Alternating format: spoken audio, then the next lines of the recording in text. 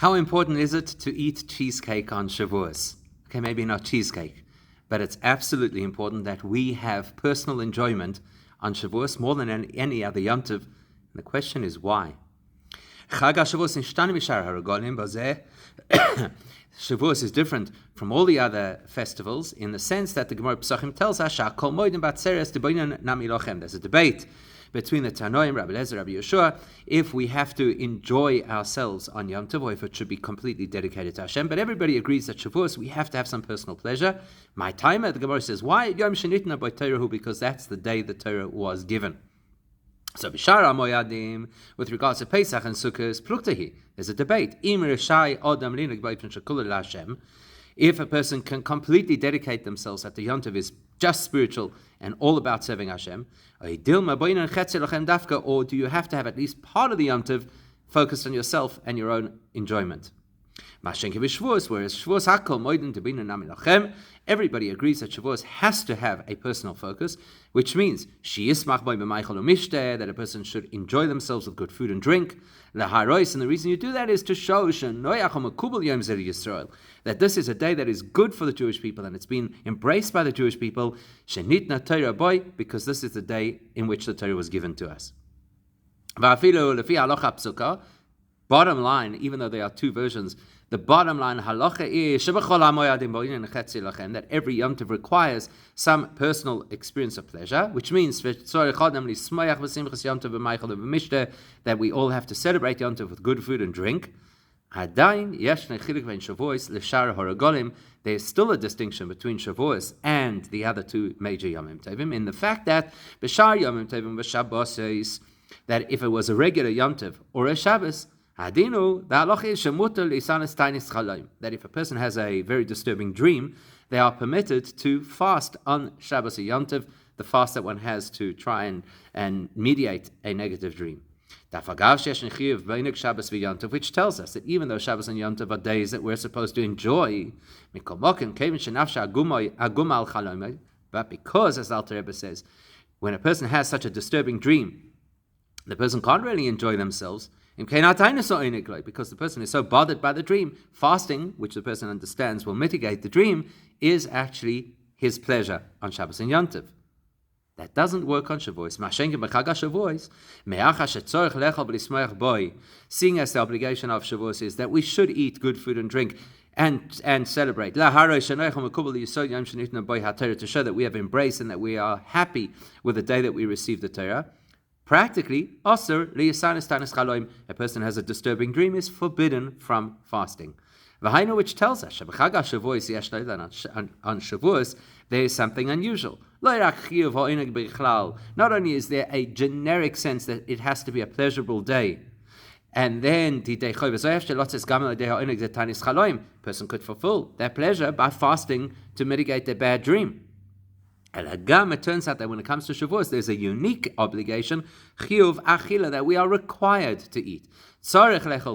We're required to eat and drink and rejoice, to show how much we embrace and appreciate the day. At first brush, that seems very odd. Because when you look at what Pesach and Sukkot celebrate, they primarily celebrate the fact that good physical things happen for us. In the case of Pesach, the release from slavery, which is a physical celebration. And Sukkot celebrates the fact that the Eibishter created protective canopies for us, which is our Nana Kavod. That protected us in this biosphere that was climate controlled, so that we were not exposed to the terrible heat in the sun. And nevertheless, the two Yom Tovim that celebrate good physical things that happen to us, it's possible for a person to fulfill the requirement to enjoy those Yom Tovim without actually eating food. Under certain circumstances, as we've described, when a person has a disturbing dream, they could fulfill the mitzvah of enjoying the Yom Tov by fasting. Whereas Shavuos, which is Yom Shenitna by Torah, the celebration of the day that we were given the Torah, which is all about spiritual goodness that Hashem did for us. And dafka, that's the one that that's the one that in order to fulfill the requirement of the pleasure of that yomtiv, you actually have to engage in physical pleasures. And you're not allowed to fast, even a fast for a disturbing dream. And the Gemara says, what's the reason for that? A spiritual reason. Because the Torah was given. It doesn't seem to make sense that a day that celebrates a spiritual miracle or a spiritual gift is celebrated specifically with physicality. So to understand that, let's just examine for a moment this principle of why we have to enjoy Shabbos and Yom Tov in the first place. And what does it mean and how does it work? Primarily, the way that we celebrate Shabbos and Yom Tov, as we are very familiar, is by eating and drinking. And it's for that reason that even though the Torah permits a person to be able to fast because they've had a horrible dream, nevertheless, but after the person has fasted on that Shabbos, the person is going to be required to have another fast during the weekdays in order to atone for the fact that they fasted on Shabbos. Because even though they are permitted to fast on Shabbos for Tanis Chaloim, that fast still undermined the primary way that we enjoy Shabbos through food and drink. So that tells you that generally Shabbos and Yom Tov is about enjoying with good food and drink. Beyond that, the only reason a person would be permitted to fast on Shabbos and Yom Tov is very unique circumstances, the first of which is to fast over a bad dream. Or a person has a condition that is actually painful or uncomfortable for them to be able to eat. But we would not be allowed on Shabbos and Yom Tov to fast for other reasons. Even if a person is trying to attain a level of piety or trying to do teshuvah, and part of that is their fasting, they have to suspend their fasting on Shabbos. Even though that person enjoys or feels a pleasure because the fasting is part of their spiritual development. Because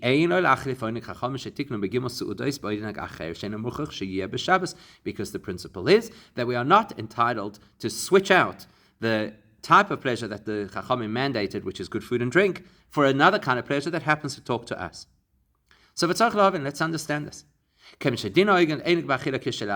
Seeing as the law is you have to enjoy Shabbos and Yom Tov, and there's nothing specific that ties that directly to food. Because the whole purpose is the pleasure of the day. And therefore, technically, the only reason we're eating on Shabbos is in order to enjoy Shabbos. So the mitzvah is to enjoy, and the eating is a means to an end. And for that reason, what constitutes pleasure on Shabbos and Yom Tov is quite personal. The primary example, again, that we've used before, is that for a person who's had a disturbing dream, the fast is their pleasure on that Shabbos, and therefore that's acceptable because the primary obligation is to have pleasure. So if that's the case, if pleasure is quite personal, why is it that the way that Shabbos and Yom Tov was set up is that we have pleasure specifically through food and drink? And therefore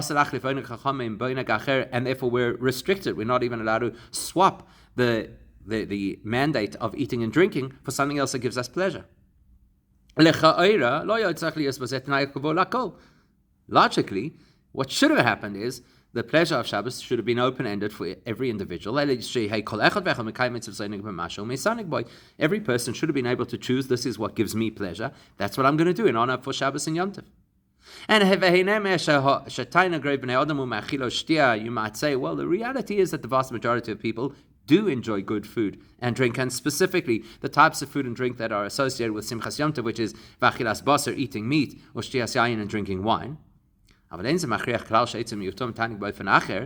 that doesn't force those, albeit smaller amounts of people who have pleasure from other things, like, for example, people who actually they derive benefit, they derive enjoyment out of fasting as a means of tshuva, and for them food and drink is not considered pleasure. So why is it that we made a carte blanche that it has to be food and drink? The explanation is, let's remember what the purpose of Torah and mitzvahs is. The way that they should design Torah mitzvahs is that they should be observed by humans who are living in physical bodies. Like the famous argument that Moshe Rabbeinu made to the Malachim, why the Torah is not suited to them, because Torah is for people who have physical parents and physical temptations and physical pleasures. Why is that? Because what Torah mitzvahs are supposed to do for the person, and how the Torah mitzvahs are supposed to upgrade the person, like the expression of our sages, that the only reason mitzvahs were given to humans was to refine those humans. That's not in order to refine or elevate or fix the neshama. Because as the Alter Rebbe says, the neshama itself doesn't need any repairs, doesn't need any upgrades. So what's the purpose of Torah mitzvahs?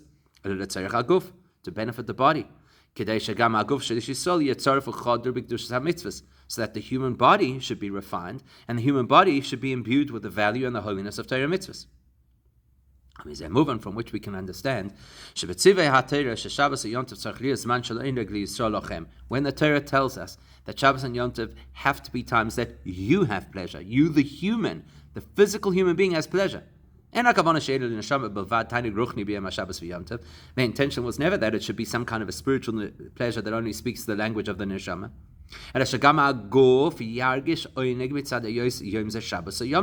it means that my body should feel good because it's enjoying this special day of Shabbos and Yom Tov. Because ultimately the whole purpose of all mitzvahs, and this one in particular, is to refine the body. So if the body is not experiencing the oineg of this mitzvah, which that is the mitzvah Shabbos and Yom Tov, is the pleasure. If the body's not experiencing it, then it's not refining the body. It would be a dead end. So the whole purpose of Torah mitzvahs is to talk the language of the body. And seeing as the most natural pleasure that the body has is food and drink, therefore the Torah mandated that how do you enjoy Shabbos? By eating. Because that will ensure A, that the body is refined, and B, that the experience of Yom Tov and the holiness of Yom Tov becomes imbued inside the body. Whereas if a person was going to fast as a means of their tshuva, or something similar, it might be beneficial, but it's not something that the body enjoys. It's only something that the neshama would enjoy and appreciate. And even if a person is so spiritually advanced, person has raised themselves to a point that their body does not feel the discomfort of fasting. Or even beyond that, a person has developed themselves that they've sensitized their body to feel the pleasure that the neshama experiences. Like the pasuk says, when a person hears good news, it actually pumps up or inflates their body. And that's a real experience that the person has. Even in that scenario, that's not that the body is having a body experience. It's not that the body is getting pleasure from the good news that they heard or from the fast that the person is doing. It's just that the neshama has taken control of the space, and the neshama is now dictating what constitutes pleasure. And the body conforms, but it's actually not a bodily pleasure. It's actually against the nature of the body. Even if it's a refined, holy body, it is unnatural for a body to gain pleasure from something completely spiritual. Therefore, because the purpose of mitzvahs is to impact the body, and because the way we impact the body with oineg, which is the oineg of Shabbos and Yom Tov, is specifically through pleasure for the body, therefore, it is forbidden for a person to fast on Shabbos and Yom Tov, the kind of fast, which is associated with tshuva or something like that, even if the person feels pleasure from that. They feel good. I was able to successfully do an element of tshuva. The way that we have enjoyment on Shabbos and by extension Yom Tov, specifically by eating and drinking, because that is the language of the body, and pleasurable for the body. For which reason?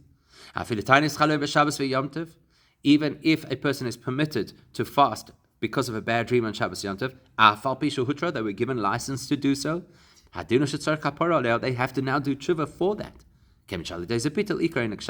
Because by fasting on Shabbos to alleviate the stress over that dream, the person has undermined the purpose of what Shabbos is, which is to have pleasure. So that will explain, at least in an indirect way, why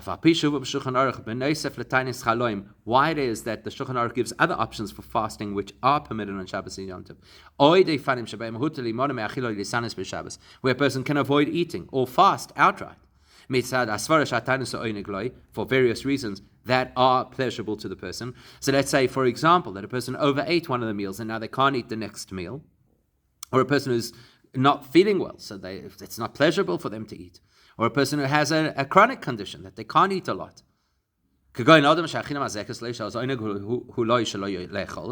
various scenarios where it's actually uncomfortable for a person to eat, and therefore his pleasure on Shabbos is to avoid eating. Or a person who fasts on a regular basis, and therefore it is uncomfortable for them to eat on Shabbos because it changes their whole metabolism. Even though there's an array of potentially permitted fasts on Shabbos, which is the one that we're taught about the most and the most openly? The only one you're going to find in the Gemara is that a person has permission to fast in the shadow of a bad dream. Which implies that even though there is license to fast on Shabbos and Yom Tov for a range of different reasons, they are all under the banner of the fast of a dream. Why is that, and what's the message in it? The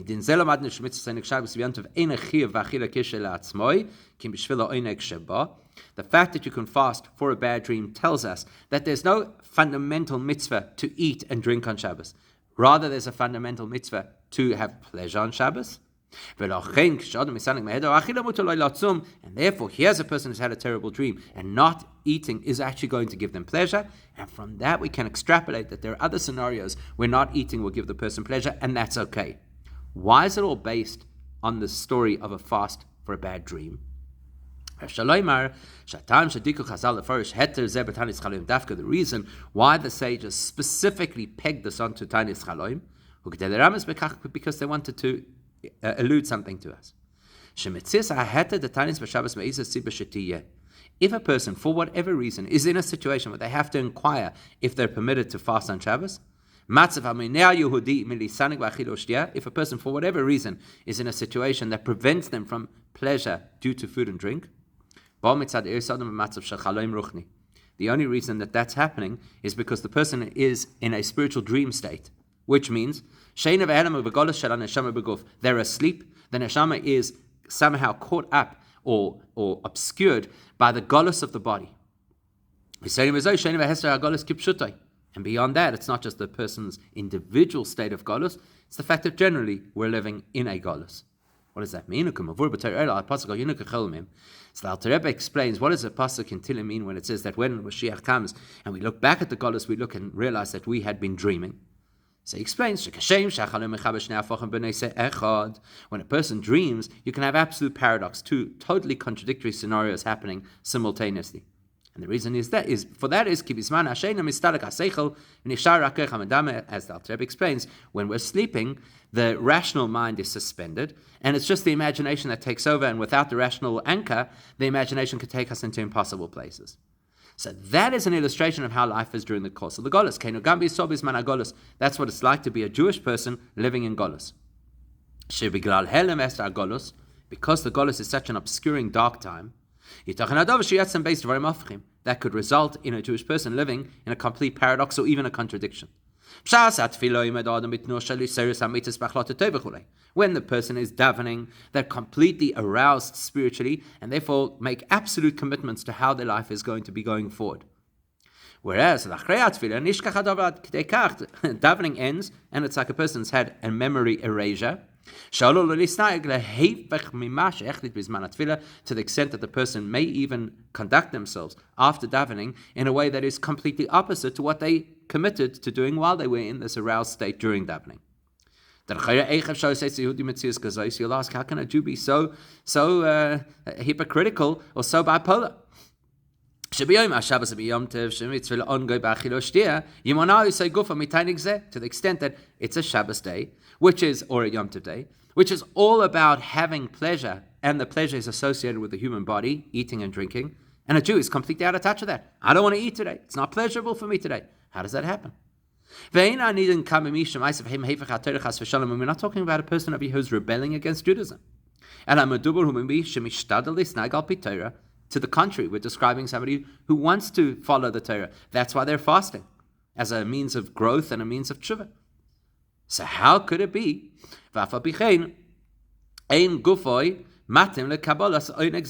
Here's somebody who wants to align with the Torah, and yet their body is saying, but I can't have this pleasure. The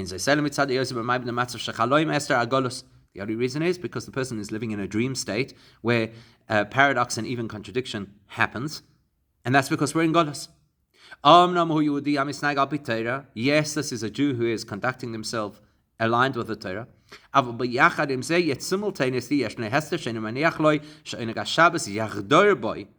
Nevertheless, because of the darkness and the concealment of Golus, so therefore it is possible that this person doesn't have imbued in him that his body feels at Shabbos, and if it's Shabbos it should be a day of pleasure. He's not feeling that. His body is feeling, I don't resonate with this pleasure. Had the person not experienced this concealment, the very fact that the day is unique and sanctified, that the day is designated in Shabbos or Yom Tov, would naturally have impacted the person's body, that this is a day that he would gain pleasure from food. Even though Sunday to Friday, it's the exact opposite. His body rejects food because it's materialistic. Come Shabbos, if he was completely aligned with Hashem, had there been no concealment, his body would have embraced the pleasure of food. Because Shabbos is a day that allows pleasure to float right through all of the various aspects of life, even those aspects that during the rest of the week we consider the pleasure to be something negative.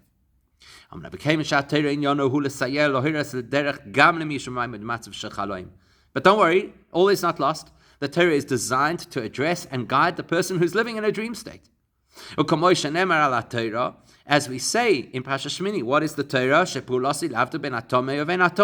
That the purpose of Torah is to distinguish between that which is impure and that which is pure.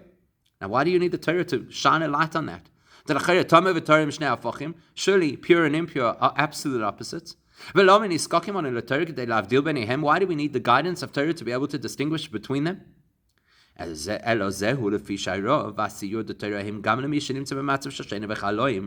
because Torah is designed even to assist the person who is quite lost and blurred and befuddled. Somebody who might actually mix up the pure and the impure. So therefore Torah approaches that person in their reality and illustrates how that person can now distinguish between the between the pure and the impure that they on their own were unable to distinguish. And likewise in our scenario, therefore the Torah assists and guides a person whose body is impeding machmas hester because of the concealment me'achilas Shabbos and Yom Tov to be able to eat and drink on Shabbos and Yom Tov as they should. And therefore the Torah says, you know what, there might be a scenario where such a person needs to be able to fast on Shabbos and Yom Tov because that's actually what gives them their pleasure. But they need to know that that's actually not even the ideal. So now that we have this principle that the goal and purpose of Judaism is to imbue holiness into the physical human experience, and therefore we have to consider what speaks to the body and bring holiness into that, and that's what we do on Shabbos and Yom Tov by creating pleasure around food and drink. We can now appreciate why in Shavuos this is even beyond how it is on a regular Shabbos and Yom Tov.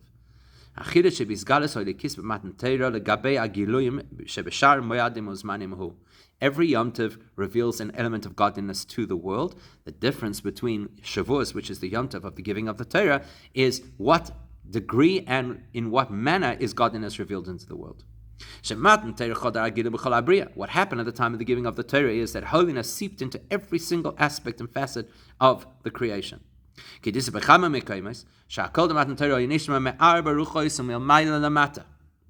The way that it works is that at the time Hashem gave the Torah, the sound of Hashem's voice came at us from all the different 6 directions, the 4 directions, and above and below. It was so powerful that a bird didn't tweet, and an ox didn't make its noise. The whole world was absolutely quiet. Not only that, the power of the sounds of Aseres HaDibros were absorbed even into the doimim, the inanimate parts of the world. As the Rebbe explains elsewhere in a very famous sikha about Kol Godov Yosef, which is why there was no echo from the words, even though there was this thundering sound of the Aseres HaDibros in an environment that is prone to echo because it's these harsh cliffs, and there was no echo because it was completely absorbed, not only the sound, but more importantly, the holiness into the inanimate surroundings. The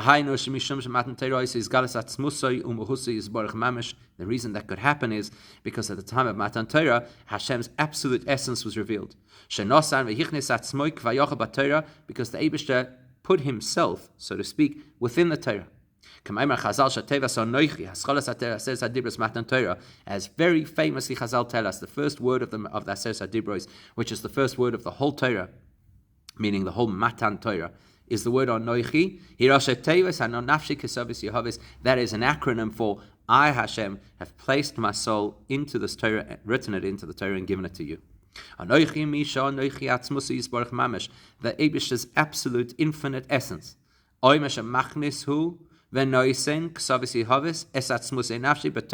He tells us that he is completely written in, which means he has implanted within the Torah his essence. Because we're talking about the Eibishter's essence, which is the ultimate infinite, meaning the ultimate unbounded being. There cannot be a place or a status or a reality that is not touched where Hashem's essence does not reach. Which is why Matan Torah was completely right throughout every aspect and facet of the creation of the world. That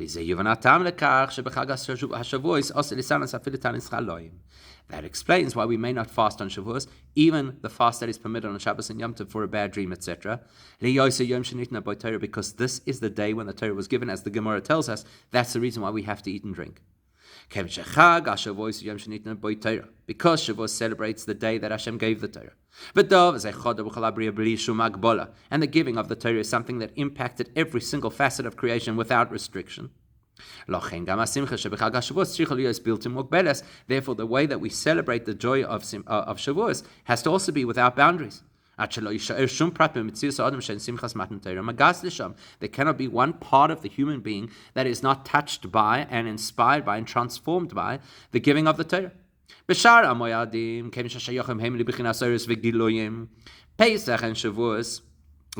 and Sukkot, where what we're experiencing is a particular dimension of divine revelation. There could be a barrier that prevents that simcha from being complete. What's the barrier? The dream state. Therefore, it is possible that a person might have to fast because of a bad dream. But when you're celebrating the giving of the Torah, nothing can impede it, nothing can conceal it. It extends down and it is imbued and integrated into every single layer of existence. In every single place, even in the very, very lowest levels, every single part of existence, including every single part of our existence, has to illustrate that this is a day that we embrace, that this is a day that is beautiful for us. And that will be something that impacts even the world of dreams, which is binyan o achila, the world where what's important is food and drink. And that means that even if a person did have a bad dream, which under ordinary circumstances would cause them the kind of anxiety that prevents them from enjoying food and drink, in a simchas chag Shavuos mashpia v'geremes shaf hu bali de simcha. The powerful joy of Shavuos is such that it even brings simcha to that person, because even in the face of whatever other side anxieties there might be, today is a day we embrace with tremendous simcha because it's the day that we got the Torah, and that is overwhelmingly positive and even neutralizes the anxiety that you might have had from a bad dream, which would therefore lead a person to have to fast. There's no need to fast because the joy is complete and the imbuing of Kedusha into the world is complete. And Im Yirtzeh Hashem, that should take us to the world where that Giloi is consistent throughout every single day of the year with the coming of Mashiach. We'll see the Eibishter with our own eyes consistently.